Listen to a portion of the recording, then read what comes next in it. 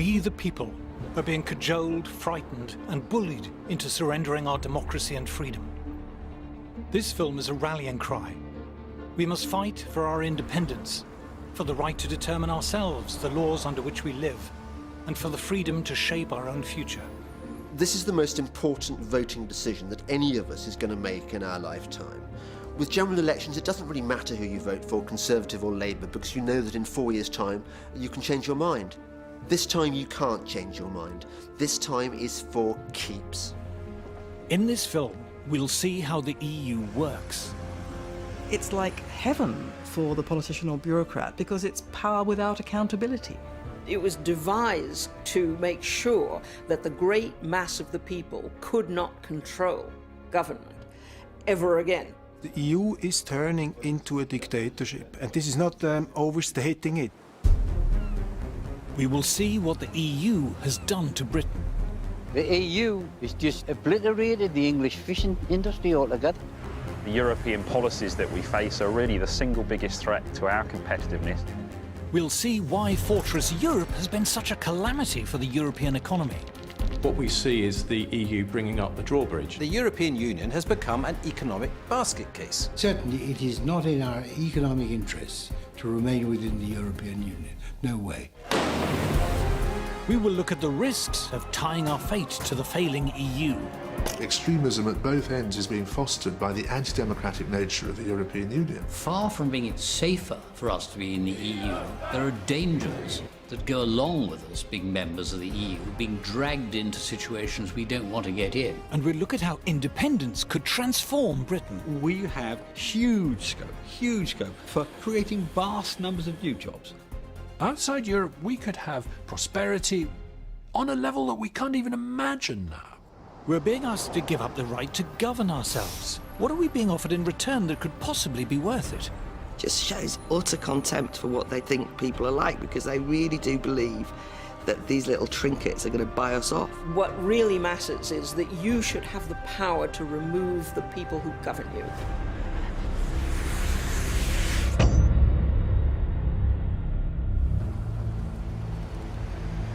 We're about to choose how we want to live our lives.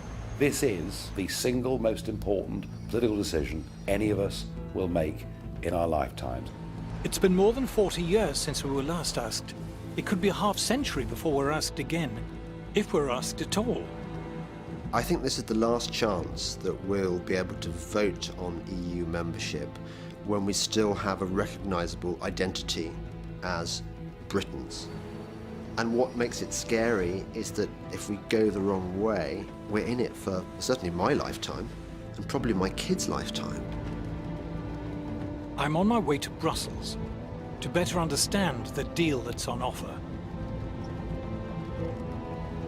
This is about our ability to say to ourselves that we are a genuinely democratic and free people.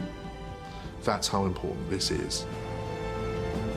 In return for our democratic rights, we've been promised prosperity and security. Are these promises convincing? The choice before us is all about democracy and how highly we value it. The word democracy comes from the ancient Greek. The demos is the people. The people are meant to be in charge, not politicians or bureaucrats. They're meant to serve us, not rule us. We have given them some power, but only temporarily, and we can take it away from them if they displease us. That's the theory. The EU, s'il vous plaît. Straight off, there's a snag. On my quest to understand the EU, my first challenge is to find it. There are over 90 EU buildings here in Brussels, and a load more in Strasbourg and Luxembourg. As impressive as the modernist buildings is the number of directorates, councils, commissions and ministries which occupy them. But here the EU slips its first cog. For a democracy to function, there needs to be transparency. We, the people, need to know how the system works.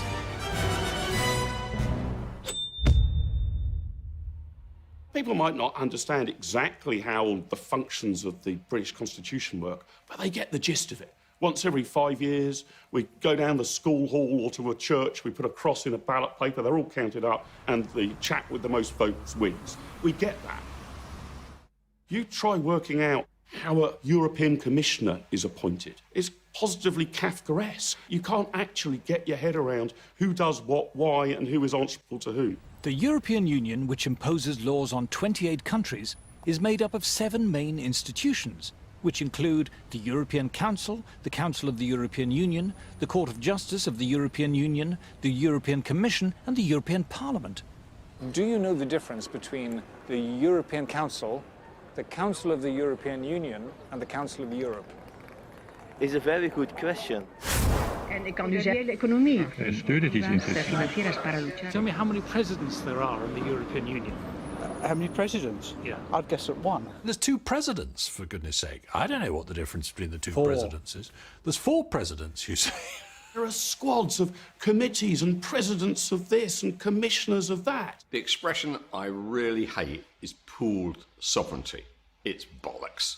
The people of Slovenia have no more idea than the people of the UK and the people of Sweden or the people of Spain what in fact is going on. I wouldn't profess to understand the detail of how it all works. And I think part of that is deliberate. One side knows. One side is a priesthood and knows how it all works. And the rest of us, ordinary citizens, don't know how it works. A massive transfer of power takes place. It was devised to make sure that the great mass of the people could not control government ever again.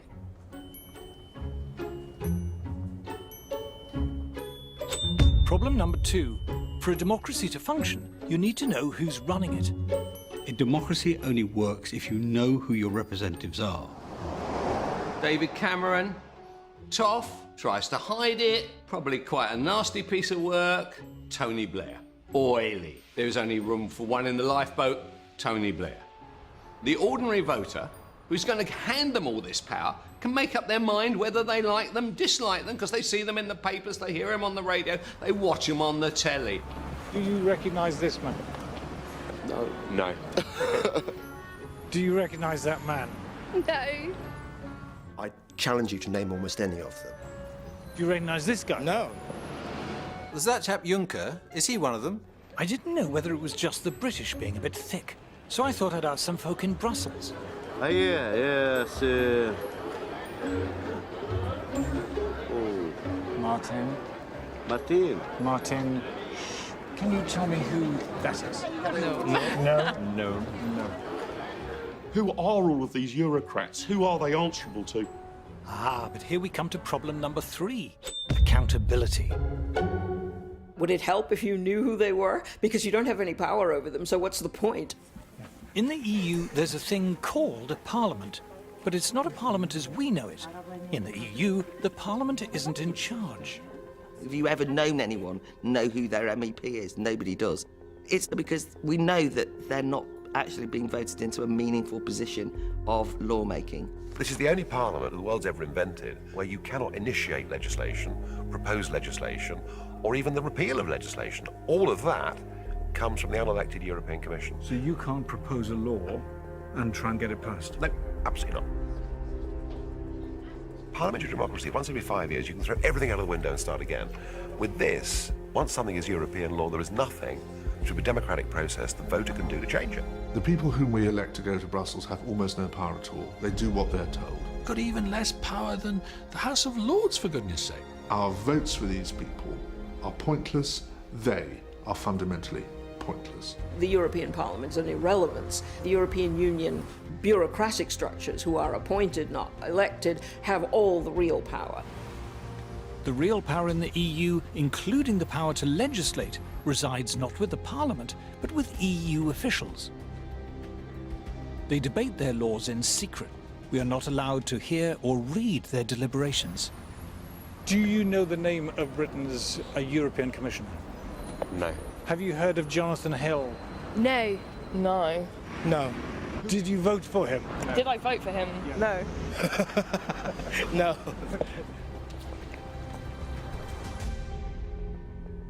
The curious thing is, only last year we were celebrating the 800th anniversary of Magna Carta, the founding charter of English freedom. The history of democracy in Britain has been the history of taxpayers demanding the right to determine themselves how much tax should be taken from them and how it should be spent. If I'm going to be asked to pay taxes, I want to be told where they're going, and if they're spent badly or stupidly, I want to be able to remove from power the people who are spending them. What made Britain rather different from most other countries was that at an early stage we said no government could pass any law or impose any tax without first getting the authority of the British people. So it's a major thing that we can be taxed by other people without our say.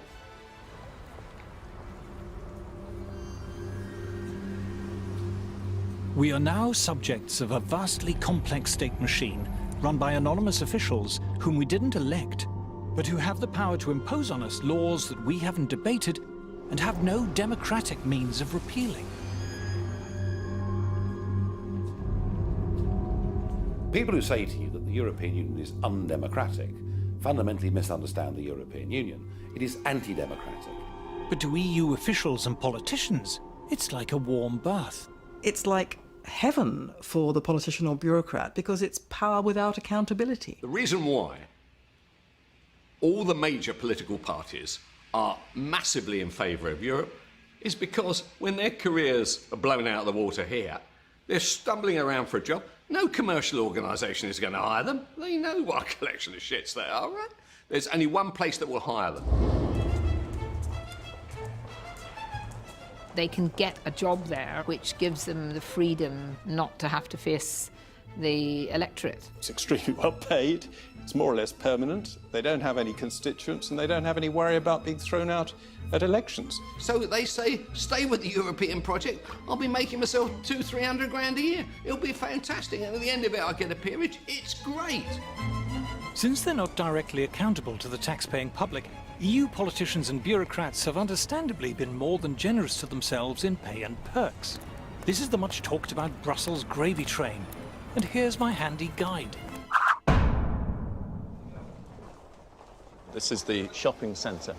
But this is all for politicians and bureaucrats. It's not for members of the public. No. So you get your own hair salon and your nail bar. Get your nails done. Your nails done. There's a sauna, there's a massage parlour as well. Why would they not want to stay here, living a life of luxury? There are a number of people here who are paid more than the British Prime Minister. Ah, you might say, but how many? 4, 10, 100? 10,000. There are 10,000 people here paid more than David Cameron. That's 1 in 5 of everyone who works for the EU. If you're an EU official, there's the relocation allowance, the household allowance, the family allowance, the entertainment allowance, the private healthcare allowance, the private education for your kids allowance. The healthcare allowance includes free Viagra. You would have thought that would come under entertainment. If you're an MEP, you get an extra £250 a day for being good enough to turn up, another £41,000 a year on top of that to cover phone bills and computers, and another £225,000 a year on top of that to cover staffing costs, which in years gone by often meant spouse or children. And to cap it all, they've decided to charge themselves a special low rate of tax. But it's not just the officials and politicians who benefit. The EU diverts great rivers of taxpayers' cash to the tax-consuming middle-class intelligentsia in our sprawling, publicly funded establishment. The European Union is very good at purchasing the loyalty of powerful and articulate interests in all the member states. When we hear great public institutions, quangos, museums and campaign groups, waxing lyrical about the EU, we have to remember the EU gives them vast amounts of our money. The EU gives shed loads of our money to local authorities and to universities and to art groups and opera companies. And that then provides this chorus of noise in favour of the European project. Every charity over a certain size is getting money from Brussels. Every NGO. We see EU largesse effectively buying opinion. You know, what we see here is really a racket. It's become a very good way of taking money from the general population and handing it to people who are lucky enough to be working for the system. The EU likes to advertise its generosity, here in the northeast, for example. European Union investing in your future. Isn't that good of them? I wonder where they got the money. The Sage Arts Centre at Gateshead, we're often reminded, was built with the help of EU money. But what you're not told is that if you live in the northeast, for every £1 that comes from the EU, you have to pay the EU £2.30 in tax. But that's not the only price the Geordies have to pay for EU membership. I'm heading down the river to the mouth of the Tyne.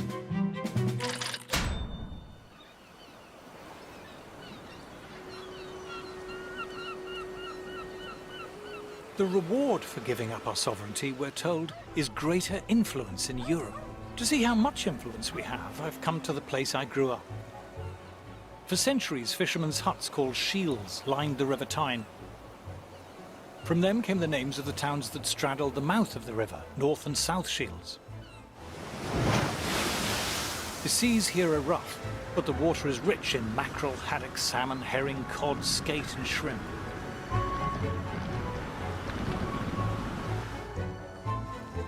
By the early 20th century, 14,000 tons of fish a year was being landed here at North Shields. There's a daily fish auction here still, in a building part funded by the EU. £24 in, 24 you back in, 24 in, 25, £25. 40 quid for them.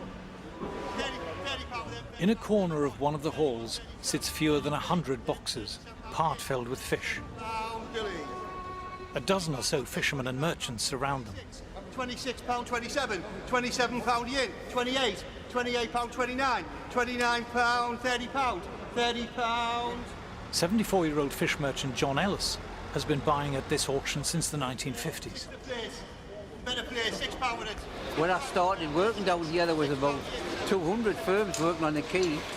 There was haulage firms on the quay who had 30 and 40 wagons that used to ship the fish away. And how many boxes would there be in the market then? In them days, 8, 10, 12, and then you would get also, you get 1,000. 12,000 boxes a day? Uh-huh. So of different place? You heaven X, man. You couldn't get moved. Now this, well, I think the average for the year, it'll just be about 200 boxes a day. So it's quite nothing, isn't it?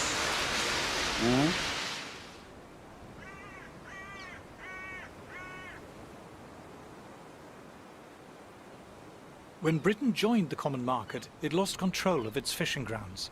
When quotas were imposed, several other European countries lobbied the EU for Britain's fishing rights to be divided up between them. The British government was powerless to stop this. The EU has just obliterated the English fishing industry altogether. The quota system they've got now is it's just mad. Local fishermen were now banned from fishing in waters they'd fished successfully for centuries. Oh, just beyond the pier over there. In fact, it might be there today, this great big Dutchman, but that Dutchman's got 25% of the whole quota of all of England. It's only 3 or 4 miles off the Tyne, catching herring and mackerel. Local fleet kind of catch herring and mackerel, and it's right on the doorstep. There is still a prospering North Atlantic fishing industry, but only in countries that have retained their independence. Well, look at the Icelandics and the Faroes and the Norwegians. They sell millions of pounds worth of fish to us. And they're outside the common market. But you tell me a common market country that buys fish off us, but they send the fishing boats to the North Sea to catch our fish. And it's just madness. The EU has been paying British fishermen to destroy their boats. They said the fishermen, if you want to get out the industry, will give you a lump sum. This here looks like an old boat that's been destroyed. They just watch them with big chainsaws, cutting the old wooden boats up and burning them. The EU pays fishermen to leave an industry and destroy their boats. That's right. While at the same time giving rights to people elsewhere to fish the same waters. Oh, that's right, uh-huh.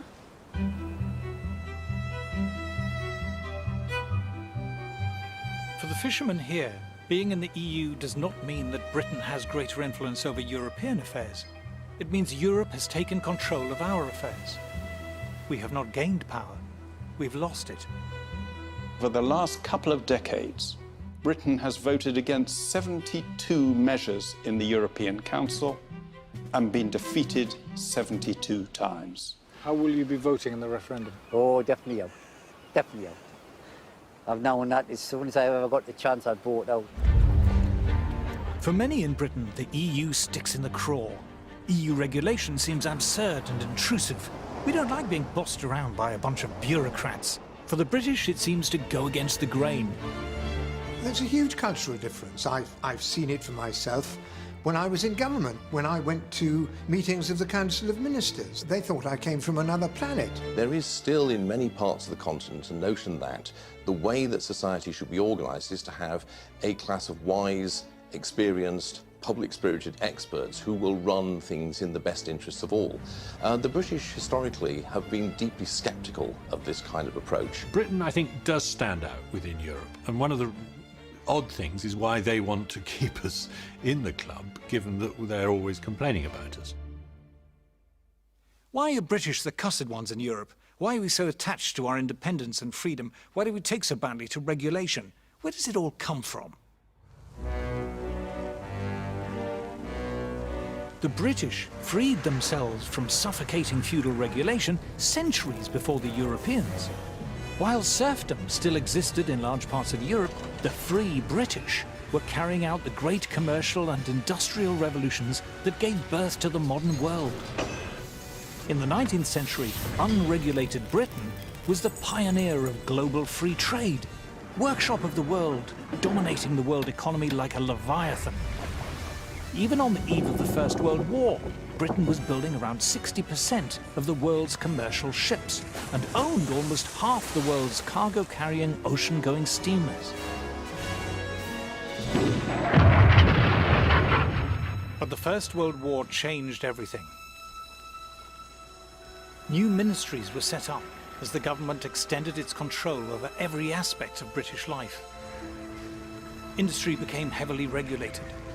First shipping, then the collieries, railways, canals, and agriculture.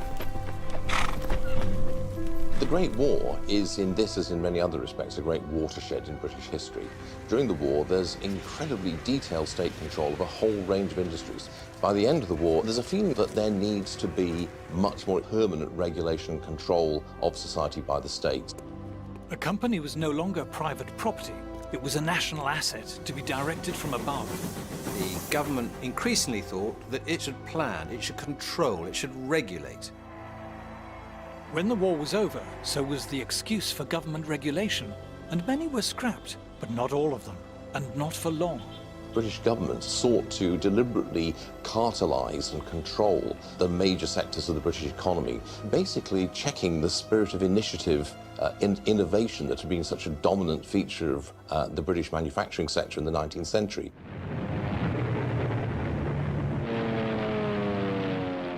With World War II, regulation increased still further. War planning gave politicians and administrators unprecedented control over our lives. And after the war, they were unwilling to hand back their power.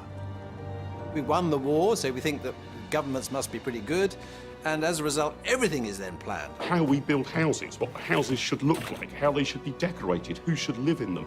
Virtually every area of life, we had boards of experts working out the best way to do things.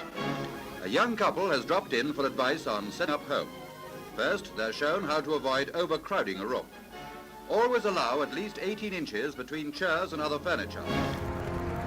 Everything from heavy industry down to clothes, food, and children's toys were regulated. If you didn't manage a doll at Christmas, this is probably why. All restrictions on toy making have been lifted, but export has the first claim.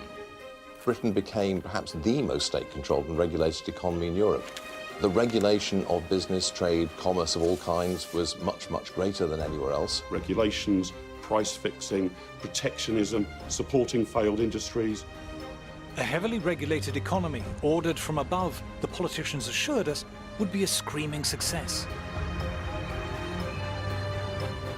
But the very opposite happened.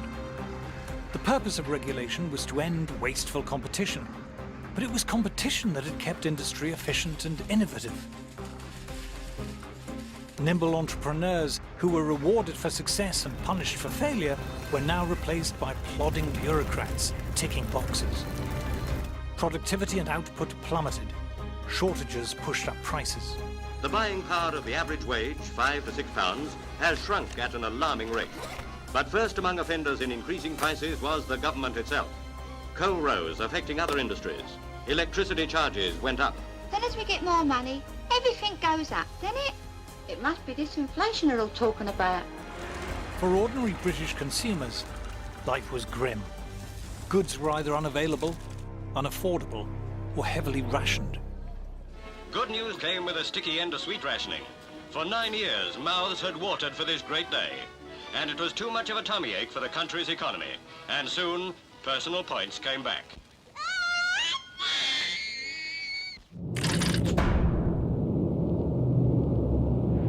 Over in Germany, it was a different story.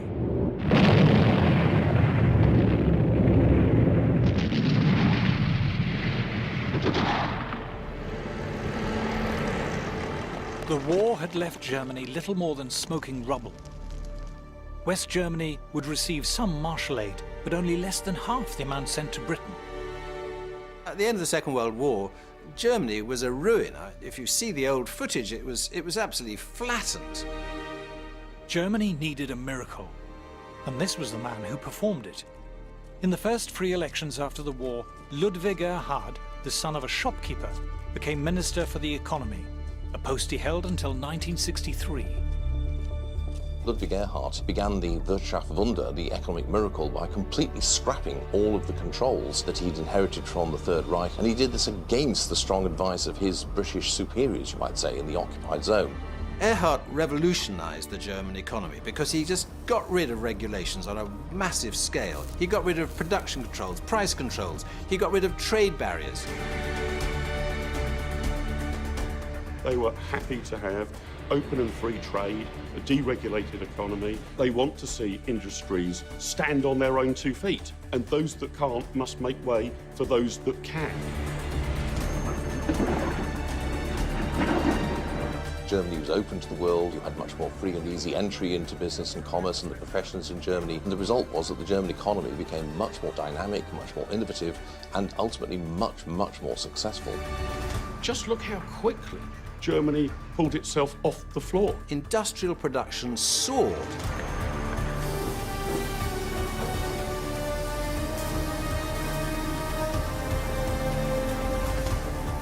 In Britain, there were shortages and rising prices. In Germany, goods were abundant and wages rose steeply. The result for the ordinary person in Germany was sensational, because the production of all consumer goods rose, the prices came down.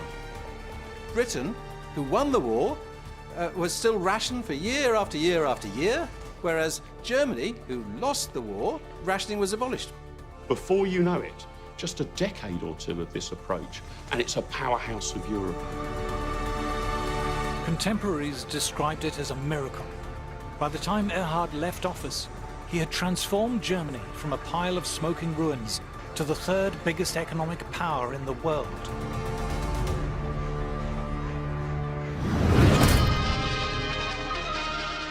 Then came something called the common market. In the greatest free trade experiment of modern times, the barriers are going up between 6 European countries. Barriers up, tariffs down. That is the meaning of the common market, formed by France, Italy, Western Germany, with Holland, Belgium and Luxembourg. They will reduce and eventually abolish trade barriers between themselves and at the same time maintain a common tariff against the world outside. Joining the EEC seemed like a great idea. It meant escaping the dismal, dreary confines of post-war Britain. In the 70s, we had terrible problems. We had double-digit inflation, the 3-day week, prices and incomes policies, and we looked across the channel and we thought, these chaps are doing something right. At that time, Britain was a very centralised place, a very over-bureaucratic and regulated place. Europe was a much more competitive and free-trading place, and it looked like the future. Europe was the future.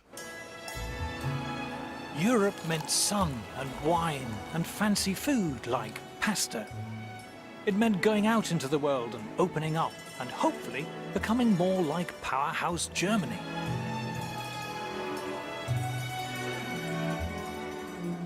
But the architect of the EEC was not German. He was French. Jean Monnet was steeped in the French bureaucratic big state tradition. Indeed, he had spent the Second World War in Britain, helping to create the very regulations which had all but destroyed the post-war British economy.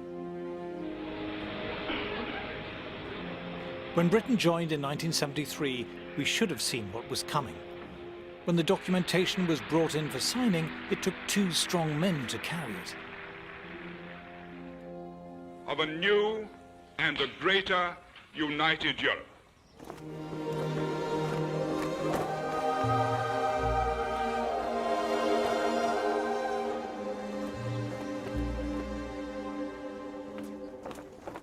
It soon became clear that the common market was so much more than a trade deal.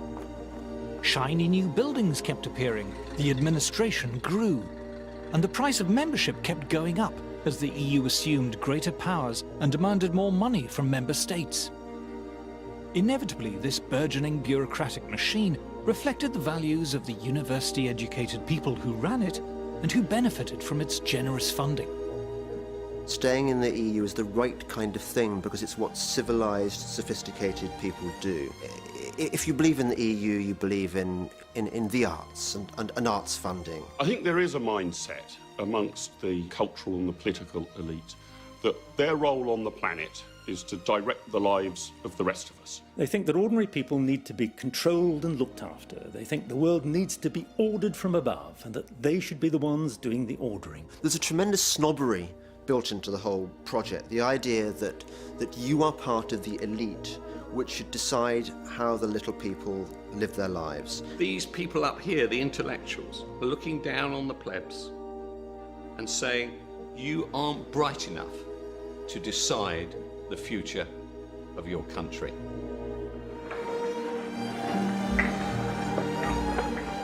As the EU's powers steadily increased, so did the number of regulators and the volume of regulation.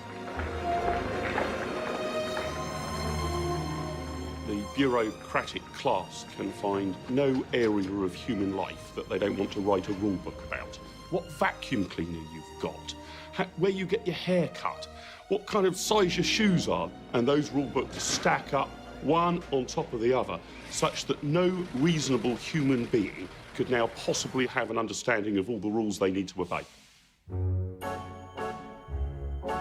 You've got thousands and thousands of bureaucrats, civil servants and administrators, and their job is to push paper, write on paper, have rules on paper, pile up more and more paper. You just get a mass of growing telephone directory size rules and regulations, one after the other, ceaselessly, endlessly. That is actually what the bureaucracy sees itself as there to do.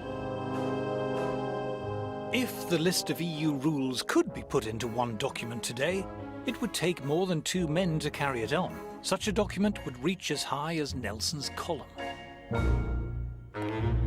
Regulation is so vast and complex, even the EU is unable to tell us how many laws there are covering different areas of our lives.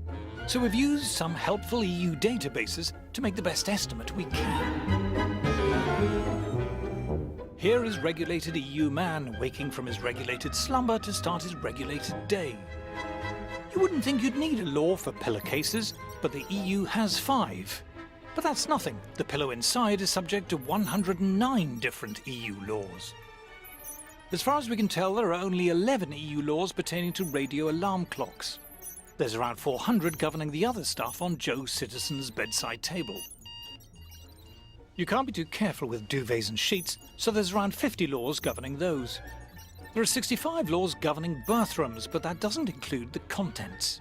How they managed to think up 31 laws for toothbrushes is beyond me. But let's face it, toothpaste is a bit weird, so 47 laws sounds about right. Mirrors have been known to crack and get dirty, so they're covered by 172 laws. As for the shower, well, we've all seen Psycho. Murdering girls like that is now strictly prohibited. Shampoo can get in your eyes and cause discomfort, 118 laws. EU bureaucrats seem terrified by towels for some reason, slightly more relaxed about radiators. There are 1,246 laws relating to bread, but just 52 covering the crazy anarchic toaster. Just 84 laws cover fridges. But an impressive 12,000 laws cover milk. After all, it might go off. Bowl 99 laws, spoon more than 200 laws, same for the orange juice. But the coffee, whoa, stand back grandma, this toxic jungle juice can keep you up all night. The best dog in Britain is unaware of the odourless fog of canine legislation, but careful Ruby, ignorance is no excuse. Our regulated man leaves his regulated house. There are only 92 laws about pavements, after all they're just pavements, but you get the idea. EU regulation surrounds us like invisible barbed wire. When we're frustrated in our daily lives by needless, stupid EU laws, it's infuriating. But it's much worse than infuriating if you're thinking of starting a new business. It's like entering a legal minefield. For small and medium-sized businesses and startups, it's perilous. Complying with regulation imposes huge costs, and falling foul of regulation can put you out of business. Big established firms don't mind regulation so much. For a start, it means less competition. Big corporate interests tend to love the EU. It suits their purposes perfectly. All the corporations love the European Union because what it does, it creates the regulations which destroy their smaller rivals. Big business loves regulation.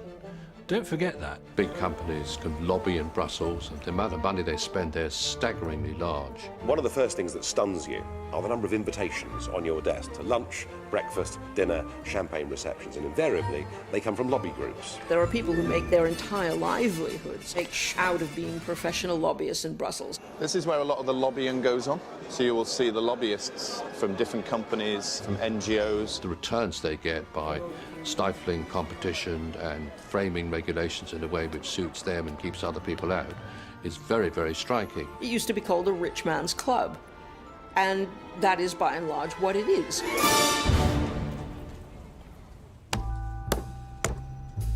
But regulation doesn't just stifle competition at home.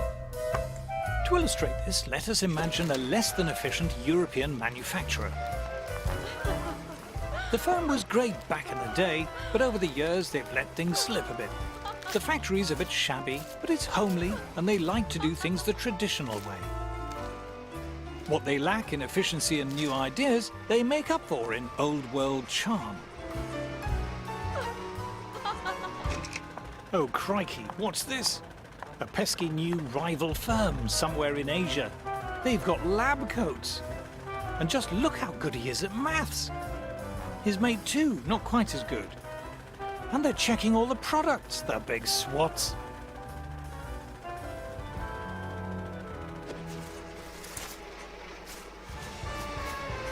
At our Euro firm, the products haven't changed much in a while.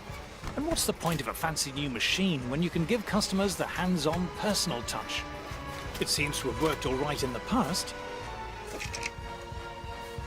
Oh, but look at the Asian fellas. Their umbrellas have clever sci-fi buttons to make them open. Oh, what? The buttons make them come down too. How do they even do that? Our Euro firm faces a tough choice. Do they tidy up the factory, buy some lab coats and give everyone calculators? Or do they get the next train to Brussels?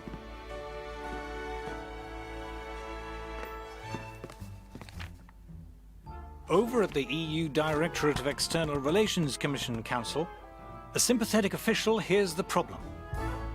These blasted Asian brollies are better and cheaper. Aha! This is just the kind of abuse the EU was set up to tackle. The official comes up with 3 brilliant solutions. 1, tariffs. Let's slap a tax on all those fancy Oriental brollies. 2, quotas. Let's limit the number of Asian brollies coming in. 3, complex and cleverly drafted regulations, saying you have to wear braces and eat spaghetti to make brollies. With protectionism, you are basically trying to protect industries that otherwise wouldn't do very well in a competitive environment. Otherwise, you wouldn't bother to protect them. You only create a trade barrier because somebody else has got a better, cheaper product. Otherwise, why would you create a barrier? What we have here is something that portrays itself as a free trade area, but is actually erecting barriers and walls to the rest of the world. Our inefficient manufacturer is delighted. But how about the rest of us? If you are propping up and sustaining inefficient ways of doing business, then the people who suffer are the customers.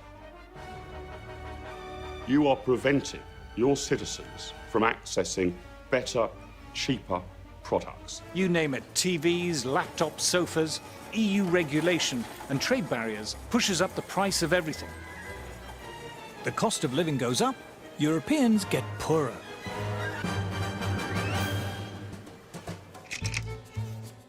But it wasn't just manufacturers who sought protection. Farmers like it when food prices are high. So when a French farmer, say, finds that African farmers are beginning to sell their produce in Europe, he's not happy. Our EU Commissioner knows the routine. Tariffs, quotas, regulations, saying you need to wear berets and drink Ricard to grow food.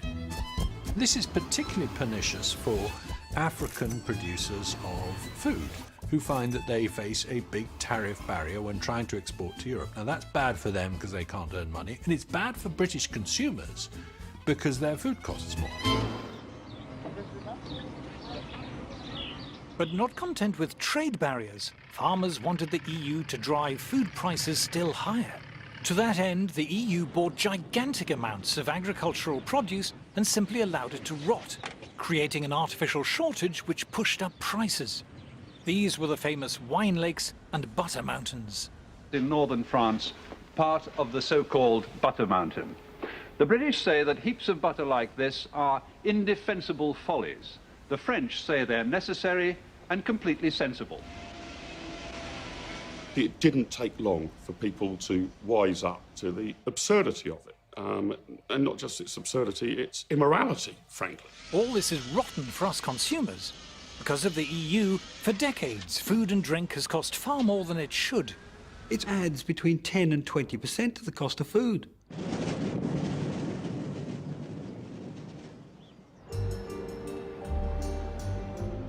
But it gets worse.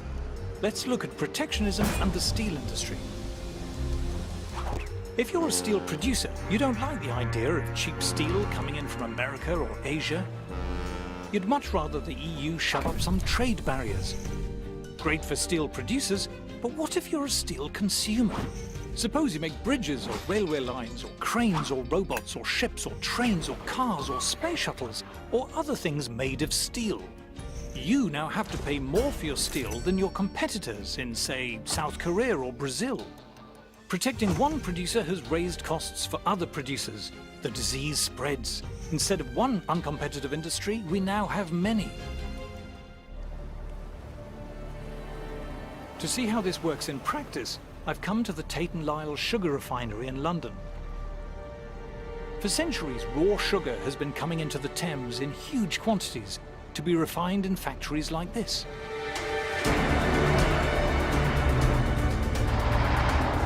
In the raw sugar shed, over 60,000 tons of raw cane sugar stands ready for processing.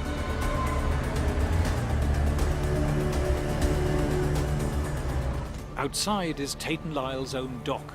In years gone by, this was crowded with boats from countries like Brazil and Australia and India, queuing up to offload their cargo. The European Union is the biggest drag on the competitiveness of our business. And what precisely are they doing, which is the problem?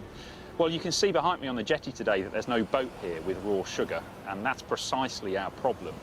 The boats that deliver our raw sugar here to London, the sugar on them, the cost of that is inflated by the fact that the European Union restricts who we can buy that sugar from, and on much of the sugar they also charge us import tariffs. When inefficient European beet sugar producers asked the EU for protective barriers against cane sugar producers around the world, it was a blow to refiners like Tate & Lyle. On some of the boats of sugar that we bring in, we can be paying anywhere between 2 to 3.5 million euros in extra costs because of the European policies. As costs have risen, so has the price of sugar for consumers, while Tate & Lyle's turnover and profits have been hit.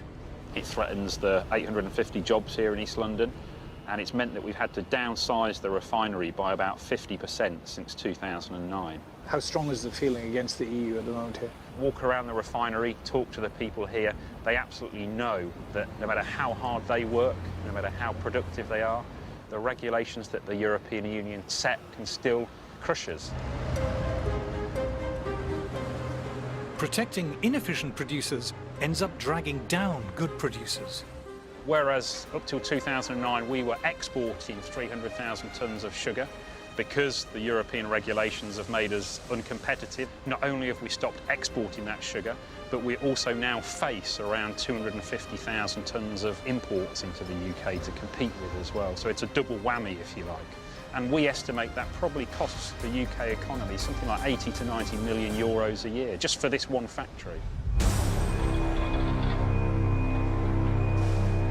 Instead of looking out to the whole world, what we see is the EU bringing up the drawbridge. The EU has slid from free trade into crony capitalism and protectionism. Protection hurts consumers who have to pay more for inferior products. It hurts industries whose costs are forced higher. In the end, it even hurts the firms who are protected. Protecting a firm from competition does not make it more competitive. Suddenly you can relax and put the kettle on. Competition forces you to be sharp and buck up your ideas. Remove that and it's like pulling the plug out. By protecting more and more industries year after year, Europe has ended up with a moribund, ailing economy. If you prop up failing, antiquated businesses that can't naturally compete, you get stagnation in the economy, not growth. Protectionism impoverishes all of Europe. It makes all of us worse off. Then the shock came when the World Trade Organization, or WTO, was set up. The walls of Fortress Europe began to crumble. From the developed world to the developing world, the tariff reductions are expected to sow the seeds of global economic growth. The World Trade Organization, where both we and the European Union are members, has made huge progress in sweeping away tariffs and other barriers. We have begun to see an opening up of the markets, thanks largely to the World Trade Organization. Every major country in the world is now bound by its rules. Tariffs and other trade barriers were shredded, as you can see. The World Trade Organization has driven down most of the tariffs. In the EU, the average tariff on agricultural products has fallen to 12%, and on manufactured goods, just 4%. Europe's industries now face the challenge of international competition. I think the European Union is learning a very hard lesson. But if you're insulated from competition decade after decade, it comes as a bit of a shock when it arrives. Growth in the EU, already feeble, has more or less ground to a halt, with youth unemployment reaching staggering proportions. The EU badly needs its own post-war German-style economic miracle. But far from slashing regulation, the mountainous burden keeps growing.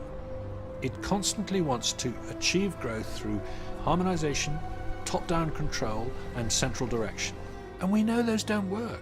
It militates against precisely the kind of individual initiative and innovation that is at the heart of economic growth. Regulation is the enemy of competition, and competition is the engine of growth. Therefore, it is no surprise that the European Union has become an economic basket case. Every continent now is outgrowing Europe. When you think of the growth rates in China, and then you look at the growth rate in the European Union, that tells me that we are in the wrong place. We joined the European Union and it's become the world's only declining trade bloc. Far from hitching our wagon to a dynamic economic locomotive, we've shackled ourselves to a corpse. The people have never given a bigger vote of no confidence in Brussels. Today, world markets were nervously watching. The stock market has not been reassured. What the European Union has become in the 21st century is what Britain was when it was the sick man of Europe. Despite decades of economic decline, the EU elite carries on regardless.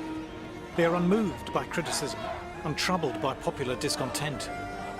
But the frustration of ordinary people is beginning to show.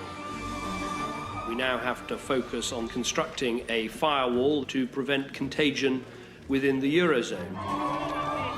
What you can see everywhere is a conflict between the visions of a rather narrow kind of professional middle class which has dominated European politics and the reaction against it by the larger bulk of the European population.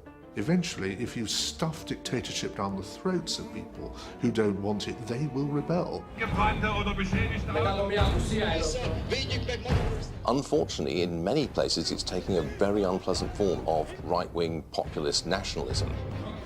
Extremism at both ends is being fostered by the anti-democratic nature of the European Union. What do we see? Far-right parties, ultra-nationalist parties. We don't know what the future of Europe is going to look like, but at the moment it's not looking good. We don't know what political forces are going to rise in the future. We don't know what conflicts we might be dragged into. Far from being it safer for us to be in the EU, there are dangers that go along with us being members of the EU, being dragged into situations we don't want to get in. Marine Le Pen's far-right party came first, winning 25% of the vote.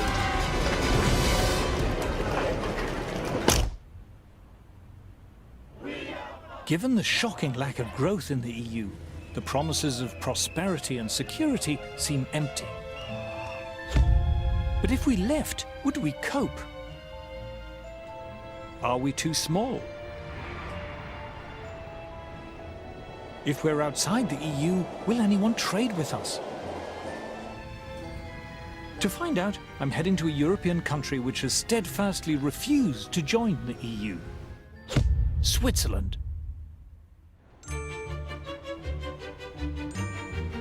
It's very pleasant arriving in Zurich. The station's lovely. The bit round it's lovely. In fact, everything's lovely. But then, this is the wealthiest city in the world, ranked as having the highest quality of life in the world.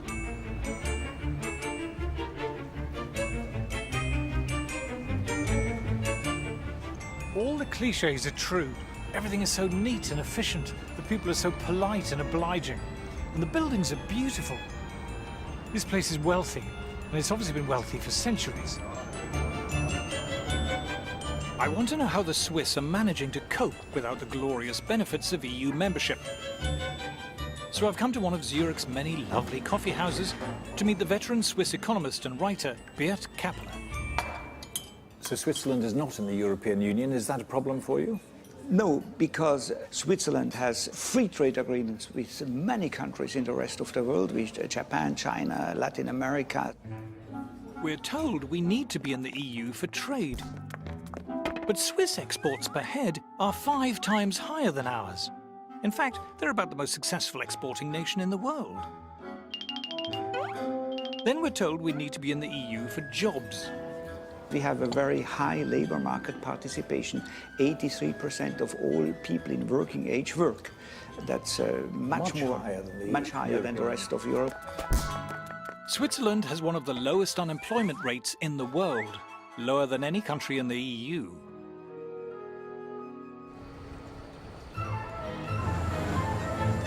Don't be fooled by the mountains, the cows, and the cuckoo clocks, which are German, by the way. Switzerland is an industrial giant. You might have heard of Nestlé and Novartis and Roche, the mining firm Glencore, Liebherr Cranes, the high-tech engineering firm ABB, and of course every posh watch firm you can think of, from Rolex and Omega and Tag Heuer to Patek Philippe and Zenith and Breitling. These are all world-beating giants. Just look at the most valuable companies in Europe. Novartis, Roche, Nestlé, they're all Swiss. Yep, Europe's biggest companies aren't even in the EU. Zurich is also one of the world's largest financial centres, despite having a population of less than 2 million, with global firms like UBS and Credit Suisse. Per million of inhabitants, Switzerland has more multinationals than, I think, all other countries. No surprise, then, that Switzerland is about the richest country in the world, with a GDP per head around twice as high as ours. To make the point that actually if we left the EU, we'd be just like another Switzerland, I think is totally bizarre. It is one of the most prosperous countries in the world. Switzerland doesn't just do a bit better than us, it does fantastically better than us. Needless to say, the Swiss are better paid than us, with average wages again around twice as high as ours. What's more, there is far greater income equality here. labor incomes are about as equally distributed as in Scandinavia. If you think high tax rates lead to equality, look at Switzerland. They have far lower tax rates than we do, but very high levels of income equality. So, without the EU's help, the Swiss seem to be scraping along just fine. But how do we account for Switzerland's truly staggering success? I've come to the offices of the Swiss magazine Die Weltwoche, or The World This Week. The reason why Switzerland is successful economically is that Switzerland is not a member of the European Union. In the EU, it's politicians and bureaucrats determining what the people have got to do. I mean, it's a top-down system in the EU, and Switzerland is, I would say, the epitome of a bottom-up system.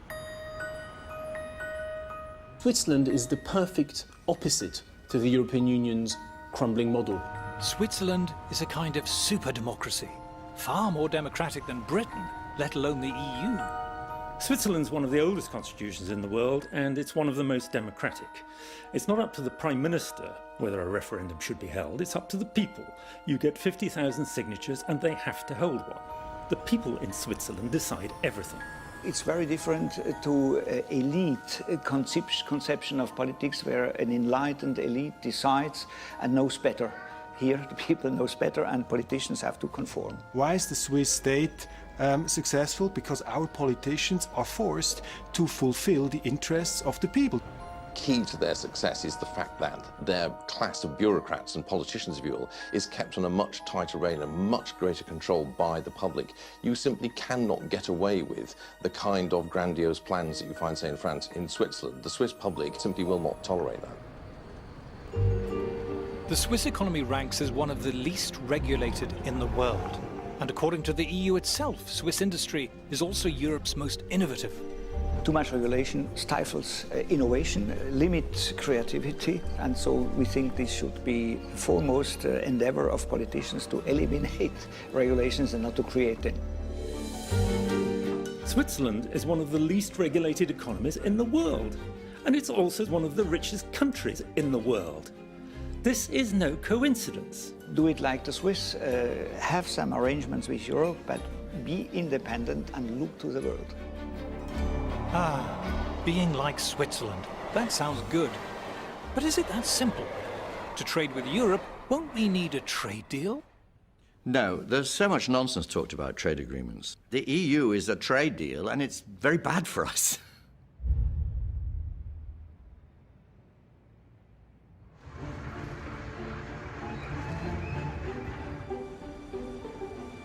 There's an old-fashioned view among politicians that trade is something that politicians organise. It's not. Trade was all about the great and the good from one country signing a treaty with the great and the good of another country. But real life is starting to leave that behind. I've headed back to South Shields to visit John Mills, one of the Labour Party's biggest donors. His company, JML, has hundreds of products manufactured for them in countries all around the world and exports thousands of container loads of goods every year to every corner of the planet. This business is truly global. Well, we export to about 85 countries at the last count. The majority of these countries are not in the European Union. But it's actually no more difficult for us to sell to the United States or to Australia or to even China than it is to sell to the EU. The idea that you have to be in the European Union to trade with the European Union is a total absurdity. Wander into any shop in Britain and you'll find goods from all over the world. Cameras and TVs from Japan, computers and phones from America. But we have no trade deals with these countries. You don't need a trade deal with a country to be able to trade with it.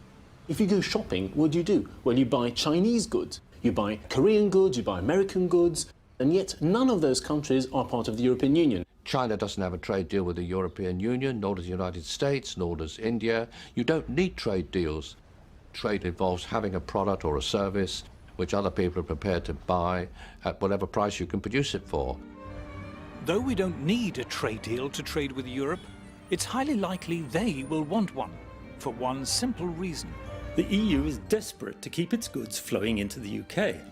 You go outside, you count, don't take my word for it, go count the number of Audis, BMWs, Mercedes, Volkswagens. You'll find it's over 30% of our market. The Germans' biggest industry needs us to the tune of 16 billion plus every year. We are actually the biggest market for the rest of the European Union. We are not a supplicant. We need a bit of self-belief and a bit of self-confidence.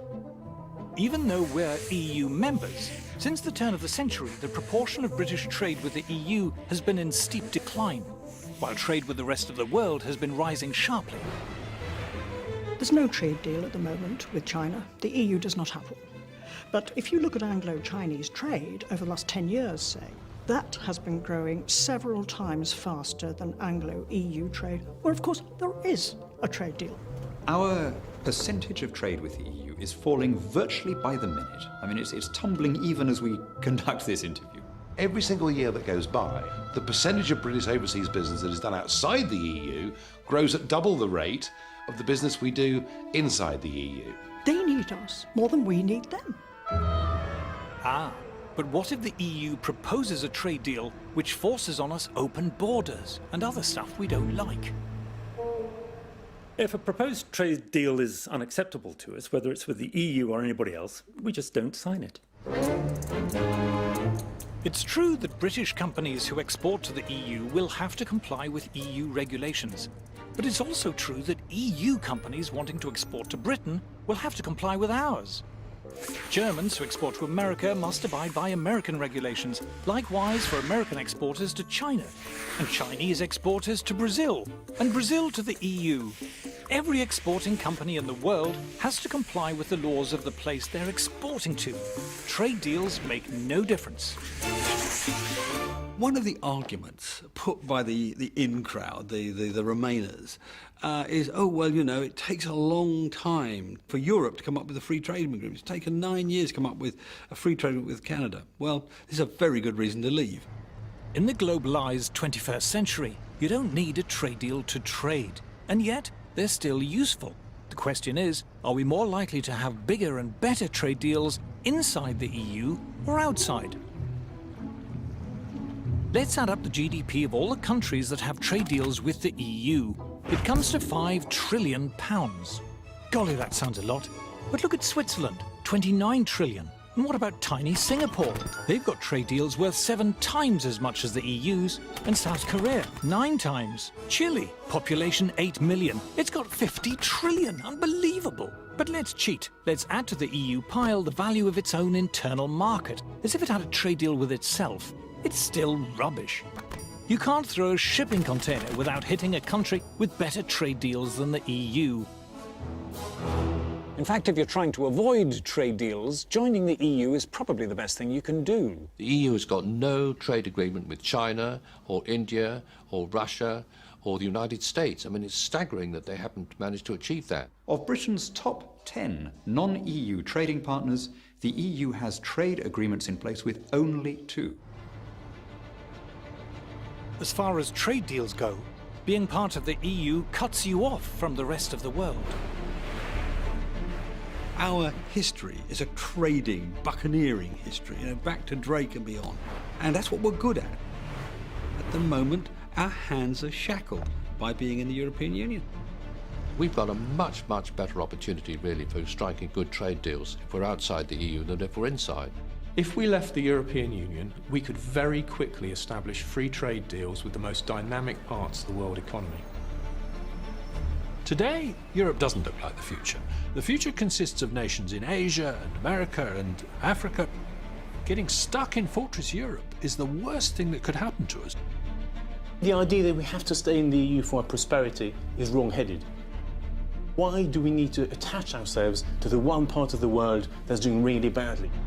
Within Europe, we know what our future's going to be to some extent. It's going to be pretty stagnant, while the rest of the world roars ahead. We have huge scope for creating vast numbers of new jobs. Being obsessed with just this corner of the world is being a little European. Outside Europe, we could have prosperity on a level that we can't even imagine now. Escaping Fortress Europe could be a new start for Britain, a return at last to the global commercial and trading giant we were in the 19th century.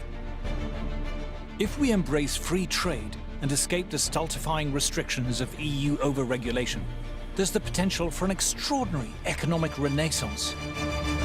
Britain is a great country. I think our economy is poised for much greater things. But I think in the last 2 or 3 decades, something really interesting has happened in this country. We've changed. We've embraced entrepreneurialism. Young people now want to go it alone. They want to run their own businesses. They want to be self-employed. They don't want to work for these big multinationals anymore. They want to build their own multinationals. But to recover this level of prosperity, we must take back the right to govern ourselves. We're being asked to trade in our freedom, and look what we're offered in return. It's about bread and circuses, isn't it? Bread and circuses for the little people. The political class say to us, you needn't worry about sovereignty or any of that stuff. You're going to get better mobile phone rates, and that's the good news. And you're going to get slightly cheaper holidays. And those are the things that really matter to you, aren't they? Because you're one of the little people. I mean, would you really trade in your national identity for cheaper mobile phone calls when you're abroad? They're treating us like natives in the 18th century, but Captain Cook lands on the shore and he starts handing out these beads and trinkets, and we're going to be happy with that, and we're going to sell them out country for. Just shows utter contempt for what they think people are like, because they really do believe that these little trinkets are going to buy us off. In the referendum, we will be asked to choose. Do we want to be governed by an organisation which we don't understand, run by people we don't know and haven't elected, who have the power to impose on us laws that we haven't debated and have little or no chance of blocking or repealing? Have you decided what you're... We need to regain the right for British people to make British laws. If people believe that the best way to strengthen the United Kingdom is to hand over every year more money and more power to an unaccountable bureaucratic elite in Brussels, then what they should do is campaign to stay in the European Union. It comes down to the essential issue, the working man and woman of this country against people who think we have a better plan and a better mind than you. And if you don't like it, what are you going to do? And the answer is, we're going to vote leave. So... There are a number of issues where I believe that we should be leaving. This is people versus the establishment, people versus the elite. I just hope that the mass of people who may not go around being interviewed much, may never get a look in on any of the media or television, come June the 23rd, will be out there saying, this is our chance to get our own back. Give us back control of our own country. With general elections, it doesn't really matter who you vote for, Conservative or Labour, because you know that in 4 years' time, you can change your mind. This time you can't change your mind. This time is for keeps. This referendum is the most important political act that has happened in my lifetime.